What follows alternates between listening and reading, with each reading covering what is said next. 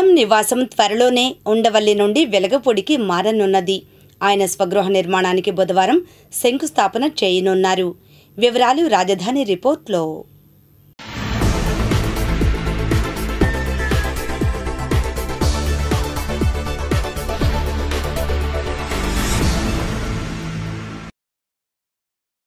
రాష్ట్ర విభజన తర్వాత ముఖ్యమంత్రి చంద్రబాబు నాయుడు ఉండవల్లి పరిధిలోని కృష్ణానదీ తీరాన ఉన్న భవనాల్లోనే నివాసం ఉంటున్నారు. ఈ భవనాలు ప్రైవేటు వ్యక్తులవని, అక్రమ నిర్మాణాలని ప్రతిపక్షం నిత్యం విమర్శలు చేస్తూ ఉంటుంది. ఈ నేపథ్యంలో అటువంటి విమర్శలకు చెక్ పెట్టడానికి సీఎం చంద్రబాబు నాయుడు నిర్ణయం తీసుకున్నారని తెలుస్తోంది. ఈ నేపథ్యంలో వెలగపూడి సచివాలయం వెనుక సొంత ఇంటి నిర్మాణం చేపడుతున్నారు.